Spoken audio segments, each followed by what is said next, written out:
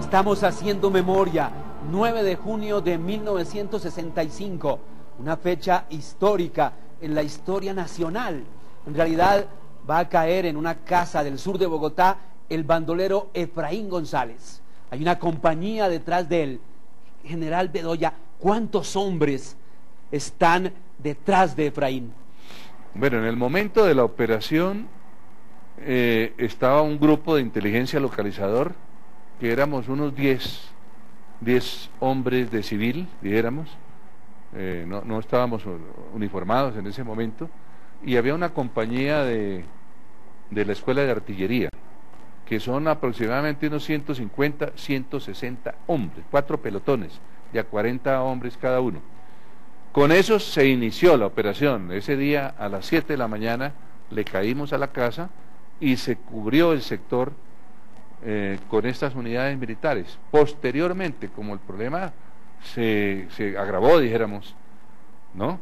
Entonces entraron más unidades a participar, unidades de infantería, de caballería, etcétera, tratando pues de que el hombre no se fuera a volar, o el grupo, porque no sabíamos cuántos eran, y el barrio de invasión, que estaba ahí pegado a la casa, no se nos fuera a lanzar a liberar a este delincuente. Teníamos un problema de control de población, teníamos un problema de un grupo armado, y teníamos el problema de que nos podía llegar la noche sin resolver el problema de este personaje, y se nos complicaba la vida, de manera que esas fueron prácticamente 12 horas en donde la brigada se comprometió completamente, y no solamente la brigada, el ejército y la Policía Nacional, que también participó. General, ¿en qué momento de ese día se agrava la situación, como dice usted? Es decir, comprenden que es necesario traer más hombres para combatir al hombre o a los varios hombres que estaban, según la creencia, disparando desde esa casa. Se tocó a la puerta de la casa, esperábamos que nos abrieran, como efectivamente abrieron, porque fue una cosa muy de sorpresa. Abrió una señora y en ese momento irrumpimos. Se irrumpió el grupo loqueador, entramos rápidamente a la casa y tomamos posesión interna de una casa grande, una casa bastante grande. Tenía un patio y una cocina y como 4 cuartos. ¿Era una casa de inquilinato? Era una casa de inquilinato grandísima, sí. Se hizo toda la exploración interna de la casa, el allanamiento que se llama, y no se encontró absolutamente nada. El techo, los techos. ¿Se evacuaron a los habitantes? Había una familia Pinillos, una señora, un señor y 3 niños. Creo que eran 3 niñitos pequeñitos. Y estaban cocinando en ese momento como para el desayuno, a las 7 de la mañana. Y no se encontró, se exploró toda la casa, se revisó. Y bueno, no había nada que hacer. Me dijeron los agentes, mire, hay un cuarto que no se ha revisado porque está cerrado con un candado o con una llave que no se podía abrir. Entonces le pregunté al señor Pinilla, que el señor que estaba ahí, le dije, mire, ábrame esa puerta.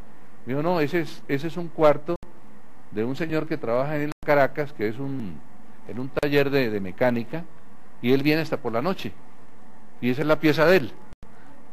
Y las llaves, me dijo, no, él se lleva las llaves.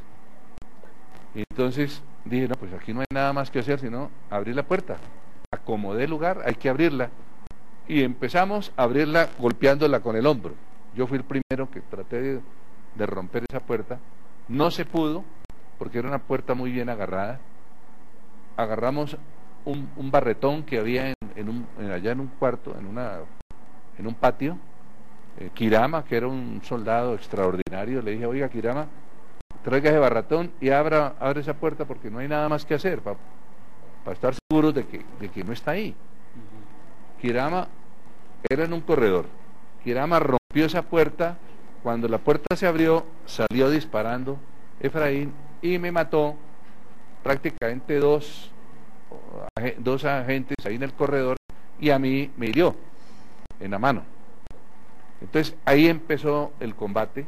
Ya nos dimos cuenta que la cosa era en serio, que ahí estaba, que estaba muy bien armado, estaba muy apertrechado y que ese cuarto era definitivo. Es decir, empezó el combate sin saber qué podía suceder porque no sabíamos si había túneles. Lo normal era que esas casas tuvieran túneles y no sabíamos para dónde se iba el túnel, a pesar de que teníamos rodeada todas las casas aledañas. Bueno, en eso nos gastamos hasta las 2, 3 de la tarde, él y yo, dándonos, dijéramos, plomo desde las 7 de la mañana hasta las 3 de la tarde. A las 3 de la tarde la cosa se agravó porque ya nos habían matado 4 de los agentes que yo tenía y me habían herido como 15 ya llevábamos como 10 heridos. Entonces la cosa era de extrema gravedad, además no tenía comunicación yo con el exterior, se pensó que estaba también muerto y entonces empezó la ofensiva a la casa para, se sabía que estaba ahí, pues para enfrentarlo y liquidarlo. En eso nos dieron las 3 de la tarde y a las 3 de la tarde, en medio de las explosiones, de las granadas y de las granadas fumígeras que entraban, afortunadamente yo estaba protegido con máscaras antigas, logré salir por la puerta, no sé cómo hice, pero en medio de la oscuridad que producen las explosiones, salí, me le presenté al comandante de la operación, que era Matallana, mi coronel Matallana, le expliqué qué era lo que había sucedido por dentro, que habían unos heridos, que habían muertos, y dónde estaba el bandolero en ese momento. Yo no tenía más munición, porque la munición la había gastado, me quedaba un proveedor, que era el proveedor de Gracia. Yo pensaba que íbamos a tener un combate cuerpo a cuerpo, porque dije, en el combate cuerpo a cuerpo, pues tengo que tener, aunque sea un proveedor, para combatir, así sea a punte golpes. Por eso guardé ese proveedor.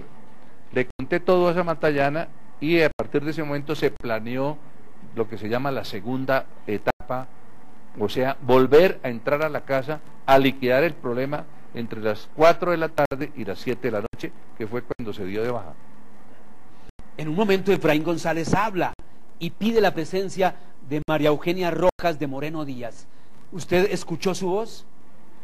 No, la historia es la siguiente. Esta familia Pinilla, que estaba ahí en la parte, dijéramos, de atrás de la casa, porque era una casa que era como alargada, la cocina estaba atrás y el patio atrás, y donde se estaban desarrollando los combates era en el centro de la casa, dijéramos. O sea que esa familia quedó aislada por allá, en un rincón, bien atrás de la casa. Entonces, a partir de las 3 de la tarde o 4, ellos hicieron una salida por uno de los rotos que habían ya en la casa, por una ventana, por ahí salieron esa familia, y entonces hablaron con el comandante militar, que era el coronel Matallana, le dijeron que allá estaba este señor Efraín González, que quería hablar con un señor Cuadros, un representante creo que era, y con María Eugenia, que quería hablar con ellos. Estábamos pues en plena acción de combate, con heridos, con muertos. Nos quedaban 2 o 3 horas de luz, porque ya a las 6 pues sabíamos que no íbamos a tener luz porque se habían dañado todas las luces, y teníamos que aprovechar ese tiempo, y el comandante de la brigada le informó la situación al alto mando, ¿no? al comandante del ejército, que era el general Ayerbe Chaos, el general Revés Pizarro, que era el ministro de defensa, y lógicamente al presidente de la República, pero al mando militar se le informó pues que estábamos en esa lucha y que íbamos a continuarla hasta liquidar el problema. Efectivamente, a las 4 de la tarde se empezó de nuevo a ingresar a la casa, hasta el coronel Matallana, como el grupo de inteligencia localizador prácticamente estaba disminuido porque habían sido heridos unos, otros estaban dados de baja. Entonces me ordenó que reorganizara un nuevo grupo localizador y volviera a entrar. Efectivamente lo organizamos con policía militar y entramos otra vez ese grupo a dar la batalla final allá con este señor Efraín González, y ahí nos mataron a un sargento muy bueno de policía militar, y me di cuenta yo que Efraín González estaba herido, él andaba con un brazo como herido, le quedaba un brazo nomás disparando. ¿Usted lo había herido en el primer combate frente a frente con el bandolero? Yo creo que sí. Ajá. Él estaba con una herida. Pero él era muy hábil, él manejaba una mano muy bien y se defendía muy bien con eso. Y tenía una gran puntería, una gran habilidad. Por eso lo llamaban, que era un gato que se volaba, que saltaba, que era un hombre, era un tiro fijo de Efraín González, mejor dicho. Y a las 5:30 volví a salir de la casa. El hombre ya se había regado en el resto de la casa, duró en silencio casi una hora, hora y media, no sabíamos dónde estaba. Entonces salí, hablé con el comandante de la operación, que era el coronel Matallana, le informé, le dije, yo creo que está vivo, no sé en qué cuarto anda, pero él está ahí. Y eran las 6 de la tarde, o 5 de la tarde, y él planeó la tercera etapa, o la tercera fase de la operación, que fue fumigar esa casa a base de gases lacrimógenos. Apareció la Policía Nacional, un mayor Castro, me parece, era Castro Álvarez, que había estado en el Scotland Yard, en Inglaterra, con unas granadas que eran asfixiantes, que según el mayor, una vez lanzadas las granadas, si en 10 minutos no salía, la persona se moría, se asfixiaba. Eso lo hicimos a las 6:30 de la tarde, se llenó de gas eso, y se ubicó el ejército a las afueras de la casa. Se colocaron unos reflectores de los bomberos que estaban ahí, porque la luz se había ido en todo el barrio, estaba el barrio de invasión, estaba allí en la colina, era un barrio de invasión muy agresivo, ¿no? Al final terminan siendo amigos de los bandidos, pues es una cosa rara, pero sucede, la psicología de las masas a veces es así. Y el ejército, pues estábamos esperando de que este señor saliera por un roto que había en la puerta, no en la puerta, sino en la tapia, pasados los 10 minutos, estábamos listos, y bueno, el cuento viene después. Dejémoslo ahí, dejémoslo en punta, tenemos la expectativa de la teleaudiencia. Efraín González Telles encerrado, prácticamente cercado por el Ejército Nacional y la policía también, más de 1000 hombres, dice la memoria popular, contra un solo hombre. Vamos a contar la historia enseguida de un corte de comerciales.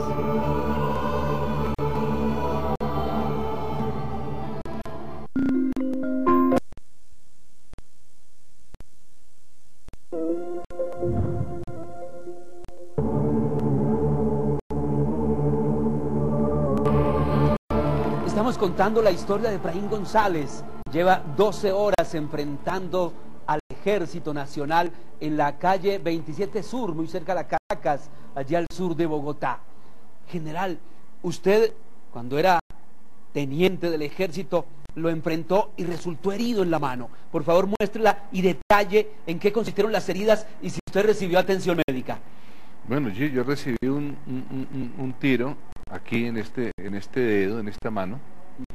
Este dedo se quedó así, doblado, partido, del proyectil pues que me pegó acá, y prácticamente me inhabilitó el brazo derecho. Yo quedé con el brazo izquierdo allá con una subametralladora Mansen, igual a la que tenía Efraín. Entre otras cosas coincidimos en las armas. Él tenía una Mansen y yo tenía una Mansen. Y ambos están heridos. Y ambos heridos en el brazo izquierdo, creo, y yo en el brazo derecho. Una cosa ¿Usted es rarísima. zurdo, general? Yo soy diestro, diestro. Quedó muy inhabilitado Pues para claro, seguir yo combatiendo. quedaba pues moviéndome con mucha dificultad, pero con algo hacía con esa mano también. Entonces, ¿recibió asistencia médica? Sí, cuando yo salí a las 3 de la tarde, los enfermeros me trataron y me pusieron una antitetánica, que eso fue lo que dijeron, una antitetánica pues para evitar la gangrena, dijéramos, y me lo inyesaron, pusieron unas tablas, una tableta y yo quedé con ese dedo así y la mano medio inyesada. Pero lo que yo agradezco pues es que Coronel Matallana me tenía tanta confianza en mí, que a pesar de eso, de tener esta mano así enyesada, me dijo, usted sigue en la operación, reorganice su grupo y vuelva y entre. Es decir, el grado de confianza que él depositó en mí fue extraordinario. Yo digo que sobrenatural, pues me tocó enfrentar al bandolero de mayor calidad criminal que había en Colombia y me dejaron desde el comienzo hasta su final. Eso yo se lo agradezco a mi coronel Matallana, pues, y a mi Dios que me permitieron vivir para contar este cuento. Lo puso otra vez en la línea del fuego. General, ¿y cómo eran las voces de la gente? Según lo que hemos leído, la gente trataba de defender al bandolero, de reclamar por la vida del bandolero. Sí, eran barrios de invasión, así como se hacían en esa época, que alguien iba a, había unas gentes que se dedicaban a invadir barrios con una cosa que llamaban un plástico paroy, y ahí montaban gentes y organizaban barrios, y eso estaba, esa montaña colindante, porque eso quedaba en la misma montaña, estaba invadida de gente pues muy pobre, buena y todo, pero pues que me imagino que él ha debido de comprarse esa gente con dádivas, porque era un hombre muy rico. Es que no se nos olvide que Efraín González fue el primer esmeraldero mafioso grande que tenía en Colombia, y compraba gente, compraba testigos, compraba autoridades, compraba políticos. Por eso es que él le llamaba que los políticos lo fueran a auxiliar, porque él los compraba a base de esmeraldas. Era la gran mafia de la época, así como hoy es de los carteles de la cocaína, o como pues pueden ser los carteles del oro y cosas de esas, pero en esa época él era el gran poder económico, y sobre ese poder económico montó un terror en toda la zona de Boyacá, de Cundiboyacense. Pero sí escuchó esas voces de la gente reclamando por la vida de Efraín. Sí, gritaba, ¿no? Eso era un solo escándalo, eso era, déjenlo, asesinos, criminales, ¿qué no se oía decir? Estábamos, pues, en una situación difícil, sobre todo por la noche, porque como eso se oscureció, teníamos dos reflectores, y detrás estaba toda dijéramos, la chusma. No sabíamos si iban a aparecer grupos armados de Efraín y nos dispararan a los soldados, que no eran muchos tampoco los que estaban ahí al frente. Era un grupo de unos 10 soldados, no había más, que eran los que teníamos la responsabilidad de dispararle a Efraín en el momento en que saliera por esa puerta o por esa ventana, porque no había otro salidero, no había más. Vamos al final de la batalla. ¿Cómo se presentó ya la muerte de Efraín en esa aciaga tarde del 9 de junio? Bueno, la muerte es que como ya estaba gaseada la casa por estas granadas que nos había traído la policía de Bogotá, con el mayor Castro, creo que era, sí, Castro. Entonces esperamos 10 minutos, dijo, en 10 minutos sale o se muere el hombre. Y todos esperando que saliera por los rotos. Entonces, cuando de pronto el hombre empezó a salir, porque tenía que pegar un brinco, porque era por un roto y había que hacer un salto. En ese momento él salió disparando a lo que fuera ahí al frente, y allí vino el tiroteo, pues el tiro de los soldados, y el hombre se lanzó a caer a una alambrada donde estaba, dijéramos, la gente, el pueblo que estaba ahí atrás de la invasión. Logró caer, un tiro, yo creo, de alguien, de un soldado, de alguien, le dio y cayó antes de pasar la cerca. A donde él pase la cerca se lo llevan y no vamos a poder ni siquiera contar el cuento que estamos contando hoy. Afortunadamente cayó antes de la cerca. Los soldados fueron a mirarle, le quitaron la camisa, porque ahí estaba la prueba. Es que él estaba, como estaba herido, él tenía que tener una herida, y se encontró pues que le habían hecho una curación, porque él había venido a Bogotá a que un médico lo curara, y ahí estaba la prueba de que sí era él. Así se aseguraron ustedes de la identidad del bandolero. Allí nos dimos cuenta, y todo el mundo sabía que esa era la prueba. Si no la hubiera tenido, la historia de este país había sido gravísima, porque imagínense, un combate desde las 7 de la mañana a las 7:30 de la noche, y que el bandolero se vuele, o que no sea, porque podía haber sido un combate con otro bandido, porque es que ahí podía estar otro de los o habernos equivocado de bandolero, podría haber sucedido. Gracias a Dios, gracias al Sagrado Corazón de Jesús, podemos contar esta historia, y Colombia se libró de uno de los bandoleros, de pronto el más peligroso que hemos tenido en la historia delictiva de este país, y Colombia vivió en paz durante 8 años después de la muerte de este personaje. General, usted tuvo fama de tropelero, si me permite la expresión, dentro del ejército colombiano. Este fue el combate definitivo, este fue el combate de su vida. ¿Usted arriesgó allí la vida como nunca? Sí, ahí se conoce uno, es que a veces uno no sabe ni lo que es. Ahí me di cuenta que yo soy muy tranquilo en los momentos graves, en el momento del problema. Parece que el organismo mío, no sé, se anestesia y actúo con toda tranquilidad, observo donde tengo que mirar, me muevo como me debo mirar, actúo como debo de actuar, y sobre todo se mantiene una tranquilidad. Yo creo que ese fue de pronto el momento más importante de mi vida, y yo creo que fue el comienzo de mi carrera, que me permitió llegar pues a ser comandante del ejército mucho más adelante, y comandante de las fuerzas militares, y haber sido pues hasta candidato a la presidencia de la República, porque cuando uno conoce estos problemas de violencia, pues lo que quiere es que en Colombia no haya más violencia de este tipo, y que el país viva y progrese y se desarrolle como cualquier país civilizado del mundo. ¿Cómo reaccionó el ejército y los militares y policías que estaban ahí en ese momento frente al cadáver de Efraín?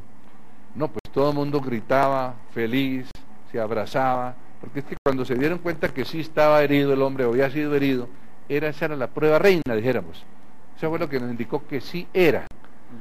El país, yo creo que el país cambió, los agricultores se movilizaron, los ganaderos de la época, al presidente lo homenajeaban, al general Revés Pizarro, que era como ministro, pues quedó en la gloria, los mandos militares, etcétera, y Colombia vivió feliz. Entonces, es que ese fue, yo creo que tal vez la única época en donde hubo paz en Colombia, gracias a que el ejército pudo cumplir con su misión.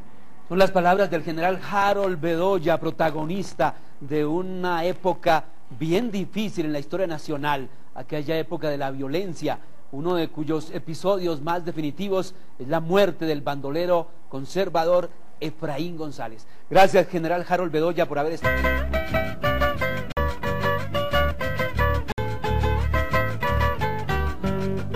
Señores, vengo a contarles lo que en Bogotá pasó. La noche 9 de junio Efraín González murió. Era un hombre formal, querido por mucha gente. El día que iban a matar a Efraín González, Gabriel Rincón Álvarez iba hacia su casa en el barrio San José. Al ver tanto movimiento de tropa, pensó si se trataba de una guerra o de una invasión de un ejército extranjero. No, todo un ejército se enfrentaba a un solo hombre que tenía tantas balas como identidades. Era el Siete Colores, el tío, el viejo o el compadre Juan. Pero yo oí cuando Efraín González, por medio de un gramófono parlante, decía: yo salgo, me entrego, pero si traen a María Eugenia Rojas de Moreno Díaz, si ella viene personalmente, yo me entrego. Gabriel Rincón Álvarez era estudiante de la Facultad de Derecho de la Universidad Libre en Bogotá. Compartía clases con el cojuteño Arnulfo Briceño Contreras, quien con el tiempo iba a ser compositor y reconocido por su himno a los llanos orientales. De quienes todo lo dieron para verla victoriosa, digna, grande y soberana. ¡Hey! Grande y soberana. 46 años después de la muerte de Efraín González, Gabriel es un ex juez de la República que perdió la vista cuando lo tirotearon en Rondón, Boyacá, en 1973, en un oscuro episodio.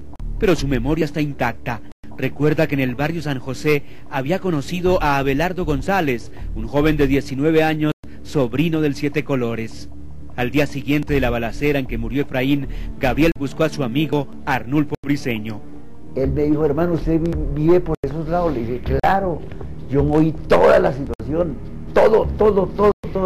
Aún más le conté, le dije, conocí a un sobrino de Efraín González, que se llama Abelardo, y me hice amigo de él. Dijo, oiga, qué interesante, ¿por qué no nos reunimos con él? Y hablamos con él a ver qué más nos cuenta de la vida de Efraín. 15 días después de la muerte de Efraín, Gabriel, Arnulfo y el sobrino de González se encontraron en una tienda para conversar.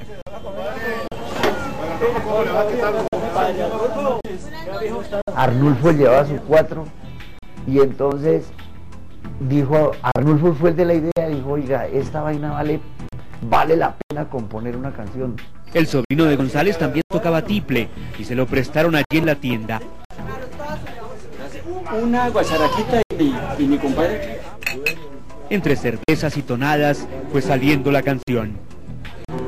De pronto Arnulfo Briceño fue el primero que inició, dijo, a mí se me ocurre esta tonada, y empezó a rasgarle en el 4, porque yo de oírlo tocar y toda esa vaina, se me ocurrió el del sonsonete, el rumbo, la vaina, de decir, la noche 9 de junio, él tocando y yo con el oído, la noche 9 de junio, Efraín González murió, lo enterraron en Yopal, donde entierran a los guapos, en medio de un regimiento, y luego cuidan más de 4.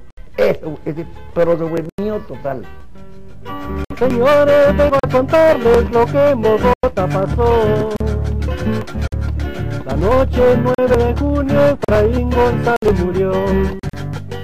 Era un hombre formal, querido por mucha gente.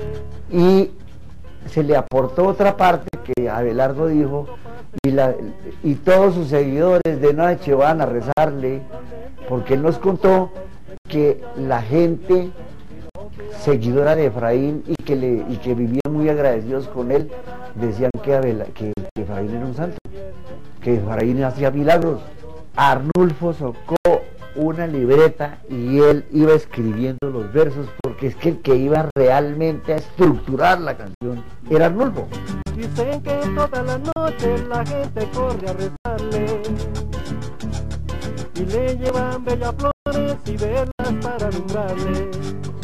Según el ex juez Gabriel Rincón Álvarez, cuando Arnulfo Briceño empezó a tener reconocimiento como compositor y la canción de Efraín González pasaba de músico a músico y era solicitada por el público, Arnulfo temía que se dijera que él había sido uno de los autores.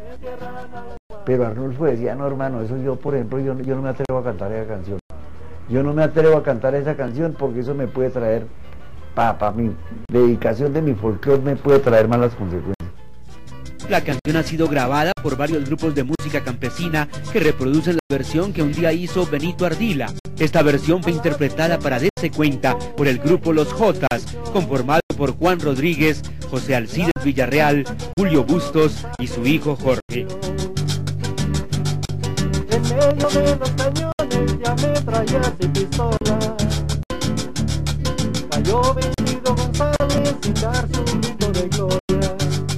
Le enterraron en Yopal, donde entierran a los guapos, en medio de un regimiento, y lo cuidan más de 4. Le enterraron en Yopal, donde entierran a los guapos, en medio de un regimiento, y lo cuidan más de 4.